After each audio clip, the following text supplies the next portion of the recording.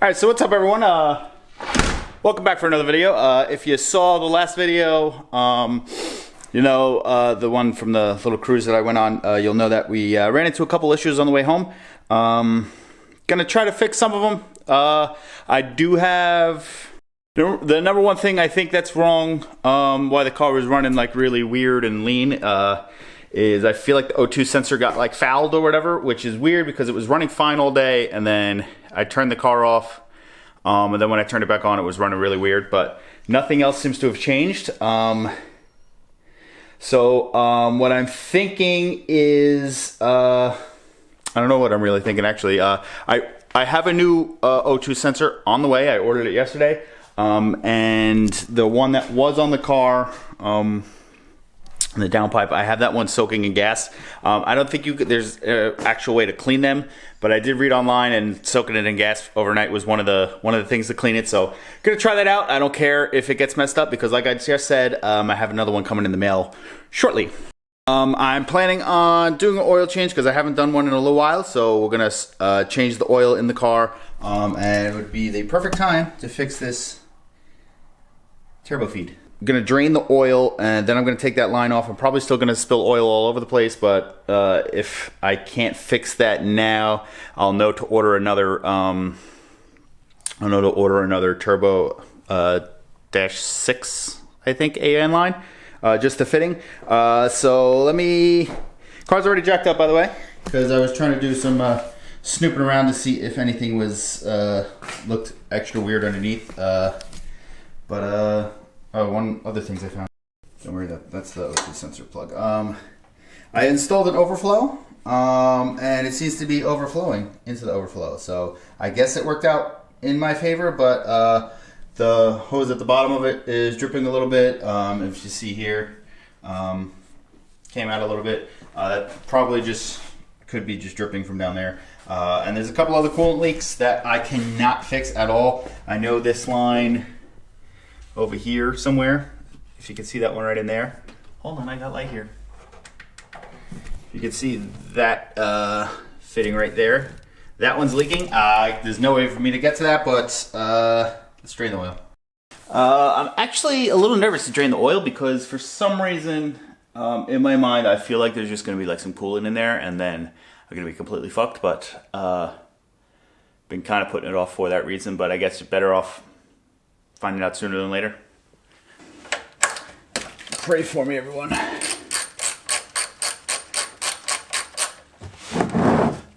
Try to not drip this all in my. There we go. All right, so we're gonna let that drain out, and then I guess we'll look at this oil afterwards. No, that's drain plug right there. Let's you stay here. All right.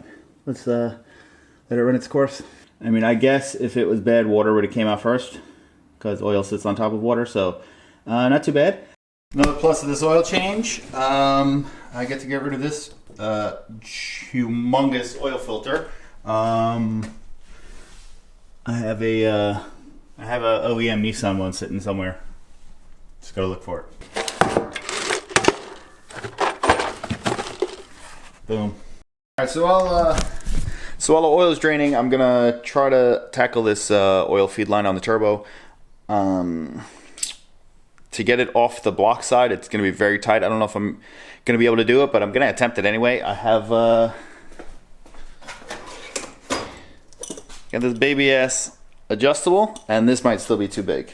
So I don't know what I'm gonna use. Be nice if I knew what size it was because I have like these guys, but I don't think those are large enough. Not gonna be able to film it because it's like under that somewhere, so you're never gonna be able to see it. I'm gonna try to take that off. If not, I'm just gonna take this off and try to fix it on the car, which is probably just gonna put oil all over the place, but I mean, either way, oil is gonna go all over the place, but I might remake the end of that fitting and chop it with like a grinder or something. Yeah, let me try to take this. Let me try to take it off. All right, so the line's off. It's on the workbench over there. Let's look at the oil together because I want to drain that into the thing, so I put the plug back in. not all of this came out. I probably should have wiped this down beforehand. So this isn't really doing much. So I'm an idiot, and I didn't wipe that down beforehand. And I remember there was some shavings like that in that already. So that was pointless. Something I'm gonna have to keep an eye on for next time. But also there's gonna be some shavings in it because it's still a fresh motor build. I want to say there's maybe, not including like dyno and stuff like that, of just me driving around. The AEM dash, I mean, since I got it working, says there's about 300 miles on it. So I'm gonna say we're under 1,000 miles still. There's a very good chance we're under 1,000 miles. It probably might even be under 600 miles. So still a fresh motor build. I'm still putting braking oil back in when I do fill it back up, but we're going to fix this line. And one other thing with this, that's the adapter that goes onto the block. That came off with it. It was on there tight, and then I loosened it. AN fitting. Oh no! Don't drip oil on me. AN fitting stayed, and came out with the adapter. So I'm going to take the adapter off, put that back in the block, nice and tight, and then we'll deal with tightening that back on. It was very tight to get that off. It was very annoying. I had to take not that big of a deal, but I had to take off one of the engine grounds that I had on because that was blocking me from taking it off. But it came off. I actually had to take the top end off first, feed it back through, and then twist the AN line because I couldn't really get the wrench in there. So let me look into fixing this. I don't know what I'm going to do yet. Hopefully I don't need a new AN line.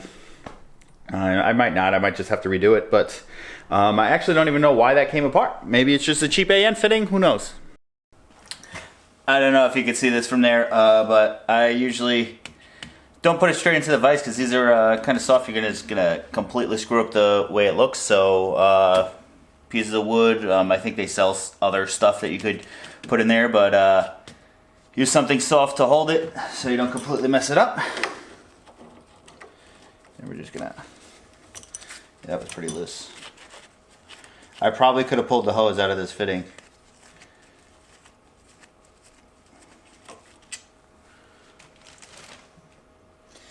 All right, just gotta get something with a better grip than this to pull this out the rest of the way.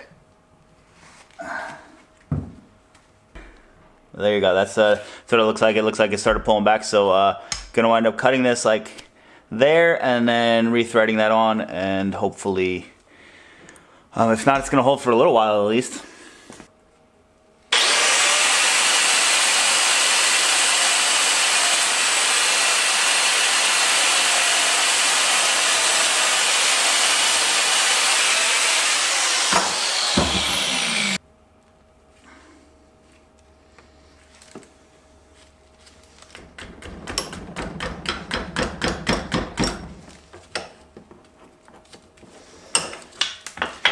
Very hard to do this with this heat wrap on. Main goal, get everything in there, push the fitting on. I'll be back. All right, we're in there. Next thing I like to do, just to blow out all the whatever nastiness could be in there from cutting it.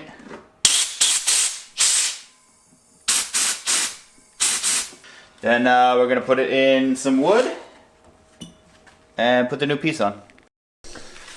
Not new piece, the original piece.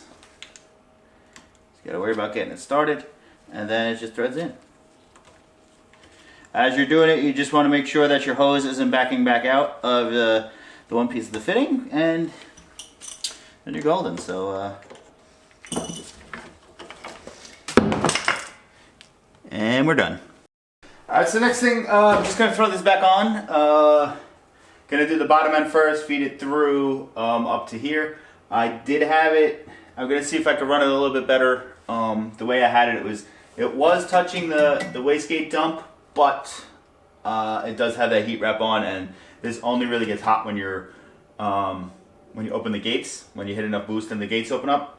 It wasn't really touching, but it was close. Gonna see if I could get a little tighter to the engine bay, I guess. When I ordered this originally, I messed up by not getting two 90s. I have a straight one on the one end and then a 90 on the other end. Two 90s would have been a lot easier to route it neatly, because it comes straight out of the block now, and the headers are right there. So gotta throw that in, and then you kind of like bend it around and do that stuff. So you're not gonna be able to see it once again. So I'll show you when it's done. Back on. I mean, it still looks a little loose, but it's something I'm gonna keep an eye on. It's not gonna leak from here. It's gonna leak from there if it does. But let's throw some oil in it, and then we're done here. Yeah, this location for the oil thing is not ideal, but I actually wanted to put it like down on the frame rail somewhere, but there was no space, so I wound up doing it here. And as long as you got these like absorbent diaper things, you'll be okay, I guess.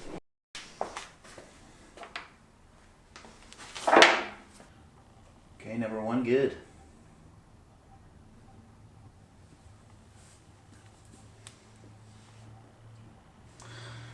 Yeah, this is what I'm using.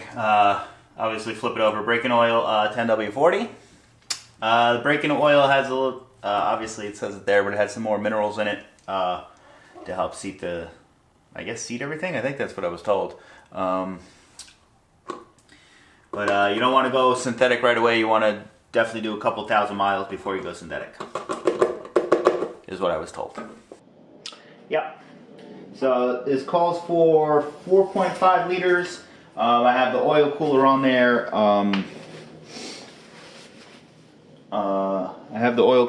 So I filled it up. Hold on one second. Hey Siri, how many quarts is 4.5 liters? That would be 4.76 quarts. Alright, so 4.76 quarts, so I guess 4 3/4. I filled it up with a full 5, and we're at half.